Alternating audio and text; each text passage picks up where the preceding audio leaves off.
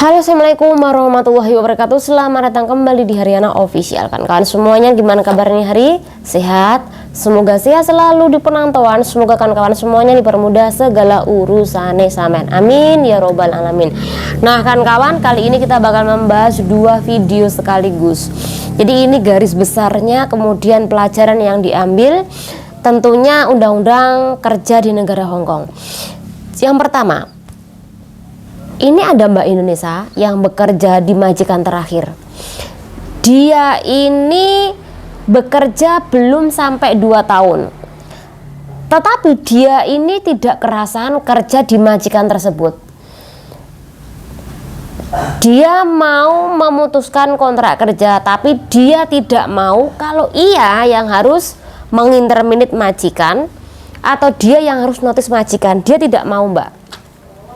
Makanya dia memiliki ide nih, bagaimana kalau aku ini melakukan kerja yang kasar? Bagaimana kalau aku memulai kerja dengan cara yang kasar, kemudian aku huyincim, kaken bacot, kaken ngelawan majikan. Jadi dia berharap nih, setelah dia melakukan seperti itu, bos akan menginterminate dia. Benar, bos ini menyuruh Mbak E tidak tanggap, bos ini akhirnya mengerjakan sendiri. Ya ini tujuannya dia agar bosnya ini makin marah, kemudian melakukan penginterminitan. Tetapi bosnya itu memang sejak awal tahu kalau si mbaknya ini kok sekarang bandel, kerjaan nggak bagus, kemudian dia mengerjakan apapun itu kasar banget.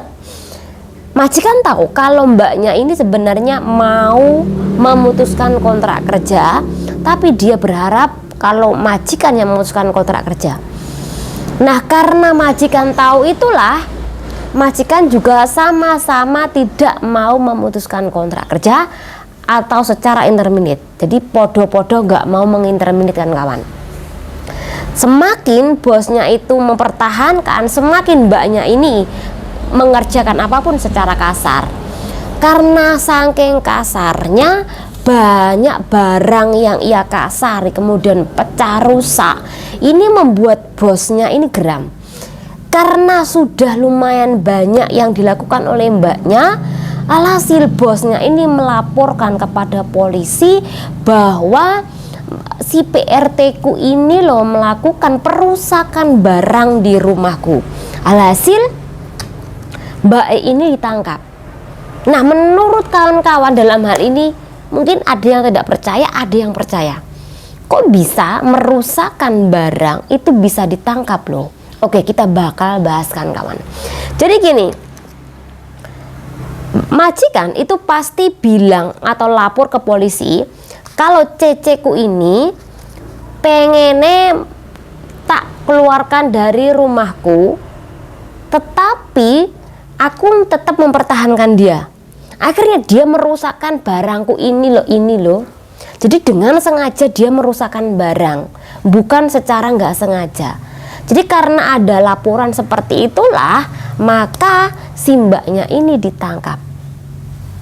Biasanya kalau terjadinya penangkapan itu karena pencurian kan, tapi karena si mbaknya ini dengan sengaja memecahkan piring, memecahkan kaca, memecahkan si majikan punya aksesoris, itu tidak diperbolehkan.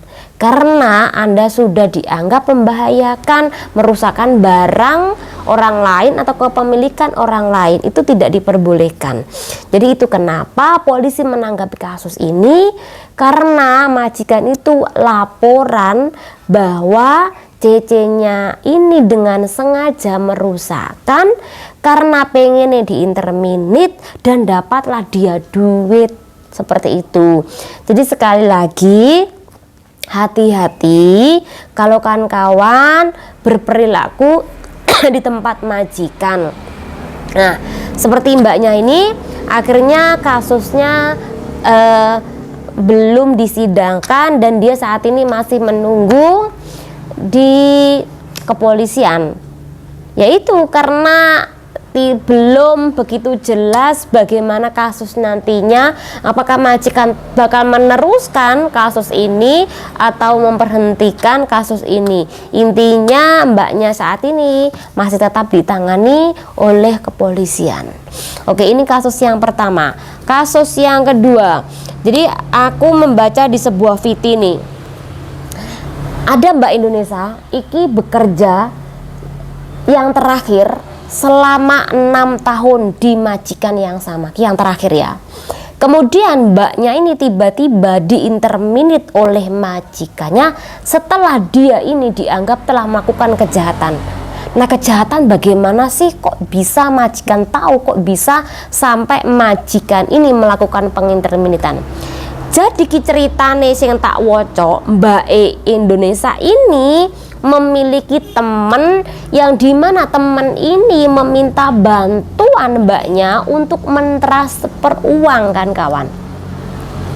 Jadi karena dia pengen si mbaknya itu mentransfer uang, akhirnya temen Mbak ini meminta nomor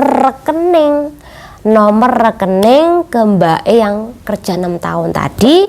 Kemudian secara otomatis nama si Mbak ternyata nomor PIN ATM atau rekening kui dibuat untuk kejahatan.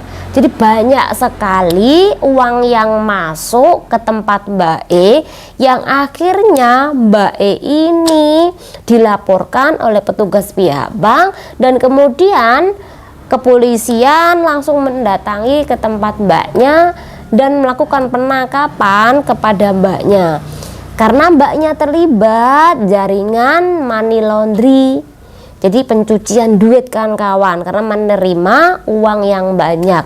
Padahal dia itu cuman dimintai nomor rekening atau nomor PIN ATM saja. Tetapi ketika kamu menyerahkan ke orang lain bisa membuat apa aja ketika sudah tahu nomor rekening sampean, nomor PIN ATM sampean. Jadi itu kenapa penting sekali kawan-kawan ini untuk berhati-hati memberikan PIN ATM atau nomor rekening. Nah, karena mbaknya ini dianggap melakukan kejahatan di negara Hong Kong, terlibat jaringan money laundry tadi, akhirnya bosnya melakukan interminate kepada mbaknya. Padahal yang salah 100% itu bukan mbaknya, tapi mbaknya itu terlalu teledor. Oke, kenapa kita bahas? Jadi aku dulu kan memiliki koneksi banyak banget ya teman-teman ya kan kawan. Dan memang sejak awal aku ditanya ini, nomor PIN ATM-mu berapa? Aku mau nitip uang. Tetapi aku tidak memberikan nomor PIN itu kan kawan. Karena memang sejak awal aku tidak menyukai orang tuh tahu nomor PIN-ku ATM, nomor rekeningku bank, bahkan namaku pun aku tuh tidak suka. Itu kenapa kalau ada undian berhadiah, entah itu berhadiah HP, entah itu berhadiah sepeda atau apapun itu, ketika membutuhkan nomor telepon aku, namaku, kemudian alamat rumah majikan, aku tidak mau mengisi karena aku selalu berhati-hati di dalam kasus ini. Jadi itu kenapa ketika ada temen aku yang meminta nomor PIN, nomor rekening, aku tidak pernah memberikan. Aku malah sepurane aku nggak iso karena aku nggak bisa keluar. Kecuali Anda ini percaya sekali sama temen itu. Tapi sekali lagi kan kita tidak tahu hatinya orang. Bisa saja kejahatan itu dilakukan oleh orang terdekat kita. Jadi penting sekali yang namanya berhati-hati kawan di negeri orang. Anda menolong tapi siapa tahu orang tersebut akan mentung sampean. Ya sama seperti mbaknya ini. Tapi kalau sampean sudah kejadian seperti ini, sampean harus jelaskan ini ke polisi, jelaskan ini ke majikan.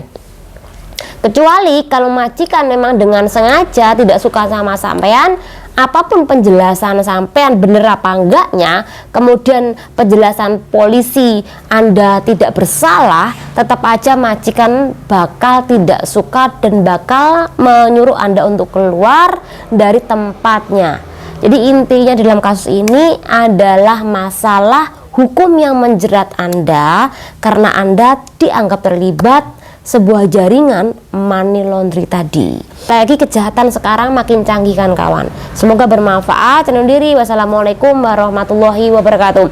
Sekali lagi, simpanan nomor PIN ATM, simpan nomor rekening Anda, apalagi nama asli Anda, hati-hati. Semoga bermanfaat. Undur diri. Wassalamualaikum warahmatullahi wabarakatuh. Bye bye.